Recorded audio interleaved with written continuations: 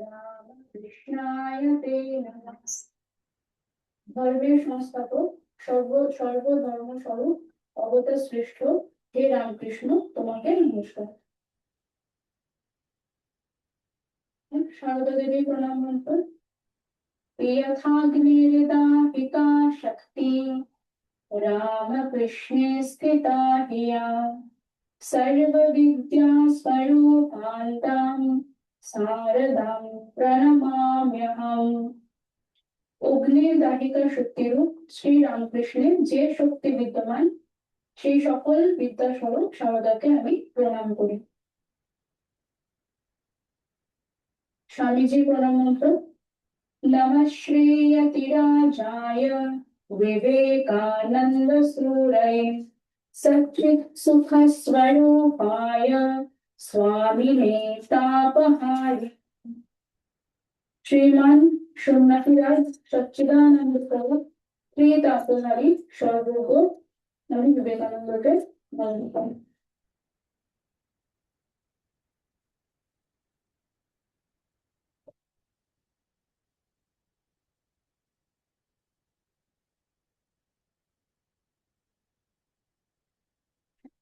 আগের দিন আমরা এই উদ্যম সম্পর্কে এই শ্লোকটা সুভাষিতমটা পড়েছিলাম যে উদ্যোগেন হি সিদ্ধ্যন্তি কার্যাণীন মনোরথৈঃ ন হি সুপ্তস্য সিংহস্য প্রবিশন্তি মুখে মৃগাঃ। সুভাষিতমটা আমরা আগের দিন পড়েছিলাম। এইরকমই আরেকটা সুভাষিতম আজকে আমরা পড়বো। ঠিক আছে, এখানে কি বলছে সুভাষিতমটা পড়ো। विहाय पौरुषं योगी दैवमेवावलम्बते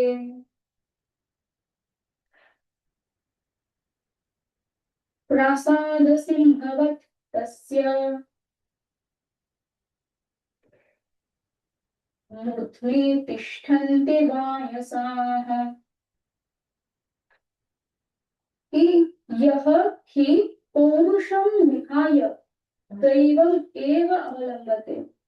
বিরক্ত পরিত্যাগ করে যে কেবলমাত্র দেবতার অনুগ্রহের অপেক্ষায় থাকে, প্রাসাদ সিংহবৎ প্রাসাদে অবস্থিত সিংহের মতো, তস্য মূর্ধ্নি তার মাথায়, বায়সাহ তিষ্ঠন্তি কাক এসে বসে। অর্থাৎ কি, দেখো কোনো কাজ সম্পন্ন করার জন্য দৈব সহযোগ অবশ্যই দরকার। দেখবে তোমরা যখন নতুন নতুন সাইকেল চালাতে শিখেছিলে, হ্যাঁ, তখন বাবা হয়তো বললো আমি সাইকেলটা ধরে আছি, তুই চালা। এবার বাবা প্রথমে হয়তো ধরেছিলেন, তারপরে ছেড়ে দিয়েছেন সাইকেলটা, হ্যাঁ, কিন্তু তাও তুমি জানো যে বাবা ধরে আছে। তো তুমি সেই ভরসায় যে বাবা ধরে আছে, এই ভরসায় তুমি মনের মধ্যে একটা শক্তি পেলে বা সাহস পেলে যে বাবা তো সাইকেলটা ধরে আছে, হ্যাঁ, তখন দেখবে বাবা না ধরে থাকলেও তুমি সাইকেলটা চালাতে পারছো। ভগবান কিন্তু আমাদের সেই রকমই একটা পাওয়ার, শক্তি। হ্যাঁ, তিনি আছেন কি না আছেন সেটা আমরা তো দেখতে পাই না, কিন্তু যদি বিশ্বাস করি যে তিনি আছেন, তাহলে মনের মধ্যে একটা শক্তি পাওয়া যায়, হ্যাঁ, সাহস পাওয়া যায় যে তিনি মাথার উপরে আছেন, সব দেখছেন। ঠিক আছে, এবার যখনই মনে সন্দেহ হয়, সাইকেল চালানোর সময়তেও দেখবে, সাইকেল চালানোর ক্ষেত্রেই দেখবে, তখন কি হয়, যতক্ষণ তুমি জানতে যে বাবা ধরে আছে, ততক্ষণ তুমি ভালোই চালাবে, হ্যাঁ, কিন্তু কিছুটা যাওয়ার পর তোমার যদি মনে সন্দেহ হয় যে বাবা ধরে আছে তো, তাহলে তখনই তোমার মনের মধ্যে শক্তি কমে যাবে, শক্তি কমে যাবে। হ্যাঁ, আর তুমি সাইকেল থেকে পড়ে গেলে, কি হয়তো এরকম। হুম। তো সাইকেল চালানোর ক্ষেত্রে বাবা যেমন তোমার পাওয়ার ছিল, সেরকমই আমাদের জীবন চালানোর ক্ষেত্রে ভগবান হচ্ছে একটা পাওয়ার। তাই আছেন কি নেই এই সন্দেহ মনের মধ্যে আনলে আমাদের শক্তি কমে যায়। ভগবান আছেন কি নেই এরকম যদি সন্দেহ মনের মধ্যে করা হয়, তাহলে আমাদের শক্তি কমে যায়। ঠিক আছে, তাই আমি কখনোই বলবো না যে কোনো কাজ সম্পন্ন করতে গেলে দৈব সহযোগের কোনো প্রয়োজন নেই। অবশ্যই দৈব দৈব সহযোগের প্রয়োজন আছে। কিন্তু সেটা গৌণ। তাহলে মুখ্যটা কি? মুখ্যটা হচ্ছে পৌরুষম, অর্থাৎ বীরত্ব। দেখো, সাইকেলটা বাবা ধরে থাকলেও সাইকেলটা চালাতে তো তোমাকেই হচ্ছে। হ্যাঁ, সেরকম ভগবান আমাদের মাথার উপরে আছেন, হ্যাঁ থাকবেন, কিন্তু আমাদের কাছে বীরত্ব তো আমাদেরকেই দেখাতে হবে না। পরীক্ষার আগে তোমরা একটুও পড়াশোনা করলে না, দিয়ে পরীক্ষা দিতে যাওয়ার সময় ভগবানকে অনেক ডেকে গেলে আমাকে পাস করিয়ে দাও, তাহলে আমি তোমাকে এই এত কিছু দিয়ে পুজো দেবো, হ্যাঁ এই দেবো সেই দেবো, দিয়ে তুমি পরীক্ষার হলে গিয়ে পেন খাতা নিয়ে চুপচাপ বসে রইবে, কিছু লিখলেই না। তাহলে ভগবান এসে কি তোমাকে লিখে দেবেন, লিখে দিয়ে যাবেন তোমার খাতায়? নাকি কোনো ভগবান এসে তোমাকে পাস করাতে পারবে? পারবেন কি? পারবেন না। হম। পরীক্ষার খাতায় বীরত্ব কিন্তু তোমাকেই দেখাতে হবে, তবেই তুমি পাস করবে বা ভালো রেজাল্ট করবে, তাই না? তো সব কাজের ক্ষেত্রে বীরত্ব ছাড়া কখনোই কোনো কিছু সম্পন্ন হতে পারে না।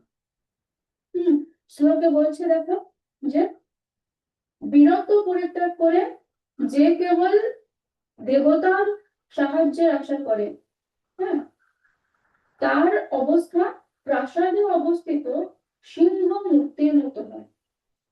বিহায় পৌরুষম যোগী দৈবম এব অবলম্বতে প্রাসাদ সিংহবৎ তস্য মূর্তি তিষ্ঠন্তি গায়সাহ। হ্যাঁ, তাহলে তার মধ্যে মানে ওই প্রাসাদে অবস্থিত সিংহ মূর্তির মতো তার অবস্থা হয়। হ্যাঁ, সিংহ কি? পরাক্রমশালী রাজা, পরাক্রমশালী পশুদের রাজা। হ্যাঁ, কিন্তু যতক্ষণ তার মধ্যে পরাক্রম বজায় থাকে, বীরত্ব বজায় থাকে, ততক্ষণ তার মাথায় কাকের বসা সম্ভব নয়।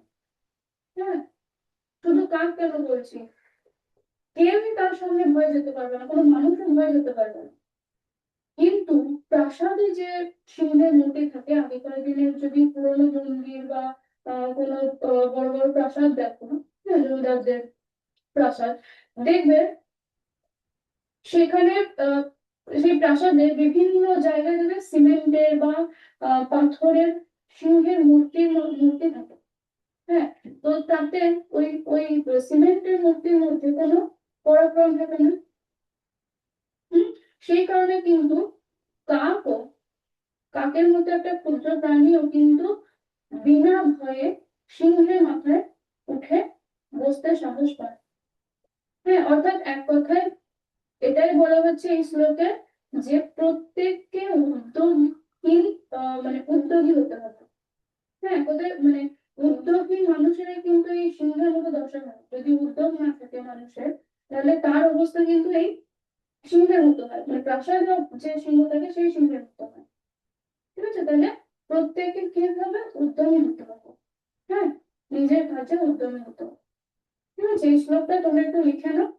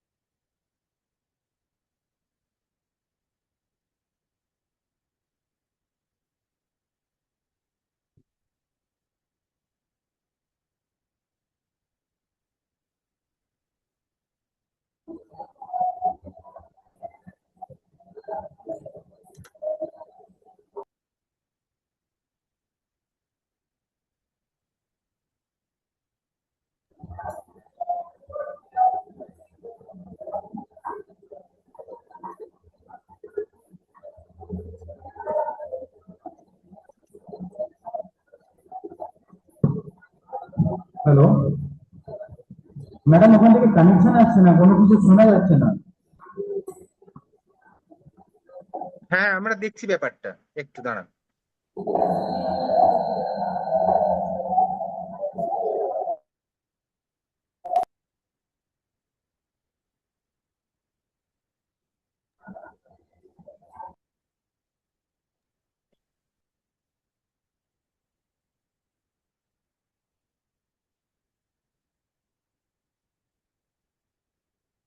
পর্বতার কিছুই করতে পারে না। শেষমেশ কচ্ছপের জয় হলো। তো এখানে দেখো, পিঁপড়ে ছোট এবং ধীরগতির হলেও সে কখনো থামে না। সে অল্প অল্প করে এগিয়ে গেল এবং শেষ পর্যন্ত অনেক দূর পৌঁছে গেল। একইভাবে কচ্ছপকেও দেখো, কচ্ছপের পরবর্তী যে গল্পটা বললাম সেখানেও কচ্ছপ ধীরে চলে, কিন্তু অলস না হয়ে নিয়মিত চেষ্টা করতে করতে শেষ পর্যন্ত সে দৌড়ে জয়ী হয়। হ্যাঁ, অন্যদিকে সে অত্যন্ত শক্তিশালী হয়েও যদি না ওঠে, হ্যাঁ, তাহলে তবে সে এক পাও এগোতে পারে না। ঠিক তেমনি খরগোশ, খরগোশ কচ্ছপের থেকে খুব দ্রুতগামী। হ্যাঁ, কিন্তু তার তার ওই ওভার কনফিডেন্সের জন্য সে থেমে গেল, সে একটুখানি বিশ্রাম নিয়ে নিল মাঝখানে, দিয়ে কি হলো, হেরে গেল। হ্যাঁ, তোমাদের ছাত্রছাত্রীদের মধ্যে অনেক সময় দেখা যায় কেউ কেউ আছে খুব মেধাবী স্টুডেন্ট, হুম, কিন্তু সে নিজেকে বিশাল ট্যালেন্টেড মনে করে, নিয়মিত পড়াশোনা করে না। আমি সব জানি, আমার সব হয়ে যাবে, এরকম একটা চিন্তা ভাবনা। তো তাদের অবস্থা কি হয়, চিন্তা ভাবনা তাদের মধ্যে চলতে থাকে যে আমি সব পারবো। হ্যাঁ, তো তাদের অবস্থা কি হয়, তাদের অবস্থা কিন্তু এই খরগোশ এবং গরুর পাখির মতো হয়। তাদের ক্ষমতা আছে, কিন্তু চেষ্টা না থাকলে সেই ক্ষমতার কোনো মূল্য থাকে না। হ্যাঁ, সেই ক্ষমতার সঠিক প্রয়োগ করতে তারা পারে না। আবার কেউ কেউ হয়তো একটু ধীরে শেখে, একটু বুদ্ধি কম আছে, হ্যাঁ, তাড়াতাড়ি পড়া মুখস্থ করতে পারে না, কিন্তু তারা প্রতিদিন নিয়ম করে একটু একটু করে পড়াশোনা করে চেষ্টা করে, তো তারা এই পিপীলিকা এবং কচ্ছপের মতো ধীরে হলেও সে একদিন অনেক দূর এগিয়ে যায়। হ্যাঁ, ভালো ফল করে, ভালো রেজাল্ট করে, তারপর আস্তে আস্তে অনেক আহ, ভালো চাকরি পায়। হ্যাঁ, অনেক উচ্চ মানে উন্নত জীবন যাপন করতে পারে। সুতরাং সব সময় কি মনে রাখতে হবে যে শুধু ক্ষমতা বা যোগ্যতা থাকলেই হয় না, তার সঙ্গে প্রয়োজন সেই কাজের প্রতি উদ্যম এবং পরিশ্রম। ঠিক আছে, ছোট হলেও, কম প্রতিভা সম্পন্ন হলেও কেউ যদি আহ, নিয়মিত চেষ্টা করে, তবে সে বড় সাফল্য অর্জন করতে পারে। বুঝলে? আর যার যত বড় শক্তি বা যত প্রতিভাই থাকুক না কেন, সে যদি চেষ্টা না করে, যে চেষ্টা না করে, তাহলে সে কখনো কোনো ভালো ফল লাভ করতে পারে না। তাই তো? মানে নিরন্তর নিরন্তর চেষ্টা এবং অধ্যবসায় হচ্ছে কি সাফল্যের একমাত্র চাবিকাঠি। ঠিক আছে, তো তোমাদেরকে এই পিপীলিকা বা কচ্ছপের মতো হতে হবে। হ্যাঁ, এই শ্লোকে যেমন আছে পিপীলিকার মতো হতে হবে। হয়েছে তো? ঠিক আছে, তোমরা এটা লিখে নাও একটু, শ্লোকটা এবং তার অর্থটা একটু লিখে নাও।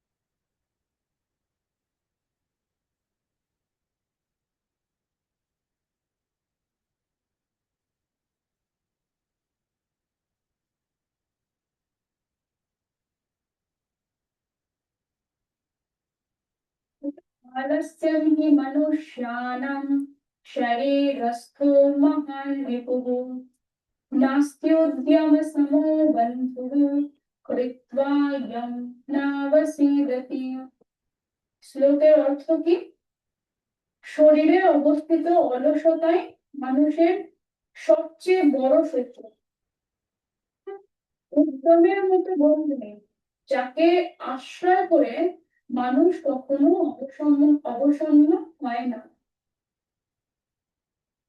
দেখো, মানুষের শরীরে বা মনে যে অলসতা থাকে সেটাই হচ্ছে তার সবচেয়ে বড় শত্রু। অলসতাই মানুষের উন্নতির পথের প্রধান বাধা। অলস ব্যক্তি কাজ করতে চায় না, তারা দায়িত্ব এড়িয়ে চলে, হ্যাঁ, এবং নিজের ক্ষমতা থাকা সত্ত্বেও তা কাজে লাগাতে পারে না। ফলে কি হয়? ফলে সে জীবনে পিছিয়ে পড়ে, হ্যাঁ, উন্নত জীবনের পথে পিছিয়ে পড়ে। তো অলসতা মানুষের মন এবং শরীরকে দুর্বল করে দেয়, এবং তাকে ধীরে ধীরে নিষ্ক্রিয় করে তোলে। তাই এটিকে, ওই অলসতাকে, মানুষের সবচেয়ে বড় শত্রু বলা হয়েছে। হ্যাঁ, অন্যদিকে উদ্যম বা পরিশ্রম, হ্যাঁ, এটা হচ্ছে মানুষের সবচেয়ে মানে সর্বশ্রেষ্ঠ বন্ধু। ঠিক আছে, যে ব্যক্তি উদ্যমী, হ্যাঁ, সে সব সময় কাজ করার জন্য প্রস্তুত থাকে, বাধা এবং বাধা বিপত্তি তাকে কখনো দমিয়ে দিতে পারে না। তো উদ্যম মানুষকে শক্তি দেয়, উদ্যম মানুষের আত্মবিশ্বাস বাড়ায়, এবং তাকে সাফল্যের দিকে এগিয়ে নিয়ে যায়। যে ব্যক্তি উদ্যমকে নিজের সঙ্গী করে নেয়, হ্যাঁ, বন্ধু করে নেয়, সে কখনো হতাশ হয় না, সে কখনো কোনো কাজে ক্লান্ত হয়ে পড়ে না। কারণ উদ্যম তার মধ্যে, উদ্যম নামক তার বন্ধু তার মধ্যে কি করে উম, শক্তি এবং উৎসাহ জাগিয়ে দেয় সবসময়, হ্যাঁ, উৎসাহ জাগিয়ে রাখে। অর্থাৎ জীবনে সফল হতে হলে কি অলসতাকে পরিত্যাগ করে উদ্যমকে বন্ধু হিসেবে, তো সঙ্গী হিসেবে উম, বেছে নিতে হবে। হ্যাঁ, এটা খুবই প্রয়োজনীয়। হ্যাঁ, উদ্যমী মানুষকে উন্নতির শিখরে পৌঁছে দিতে পারে। সুতরাং আমাদের সবাইকে উদ্যমী হতে হবে। হ্যাঁ, আমাদের নিজেদের অন্তরে যে শক্তি আছে, আমাদের সকলের অন্তরে যে শক্তি আছে, সেই শক্তিকে, সেই অসীম শক্তির সাথে আমাদেরকে পরিচিত হতে হবে। বুঝলে, স্বামীজি বলছেন যে অনন্ত শক্তি আমাদের মধ্যেই আছে, শুধু সেই শক্তিটাকে বাইরে বের করে আনতে হবে। হ্যাঁ, স্বামীজির লেখা জ্ঞান যোগ নামে একটা বই আছে। সেখানে তিনি আহ মানুষের যথার্থ স্বরূপের বর্ণনা প্রসঙ্গে একটা সিংহীর গল্প করেছে, একটা সিংহের বাচ্চার গল্প করেছে। হ্যাঁ, তো গল্পটা কি, আমি ওদের গল্পটা একটু বলি, শোনো। তো একটা সিংহ ছিল, হ্যাঁ, গর্ভাবস্থায় এক সিংহী একবার শিকারের খোঁজে বাইরে গেল। দূরে একদল মেষ চলছে দেখে সিংহী কি করলো, তাদের আক্রমণ করার জন্য তাদের লাফ দিল। এবার যেহেতু সিংহী গর্ভাবস্থায় ছিল, তাই লাফ দেওয়াতে তার মৃত্যু হয়। হ্যাঁ, এবং সে একটা, মানে তার মৃত্যুর আগে সে একটা সিংহ শাবকের জন্ম, একটা মাতৃহীন সিংহ শাবক জন্মগ্রহণ করলো। এবার ওই মেষ দল তখন, যেহেতু সিংহ মারা যায় না, তো তখন ওই যে মেষ দলকে, মানে ভেড়ার দলকে সিংহে আক্রমণ করতে গেছিল, তারাই তার রক্ষণাবেক্ষণ করতে লাগলো। এবার বাচ্চা সিংহটিও ওই ভেড়াদের দলে থাকতে থাকতে, হ্যাঁ, একসাথে বড় হতে লাগলো ওদের সাথে। হ্যাঁ, তাদের মতোই, ভেড়াদের মতোই, কি মানে মেষদের মতোই ঘাস পাতা খেয়ে প্রাণ ধারণ করতে লাগলো। মেষদের মতোই চিৎকার করতে লাগলো। এবার সে যত বড় হচ্ছে চেহারায় কিন্তু সে সিংহের মতোই হয়ে উঠেছিল।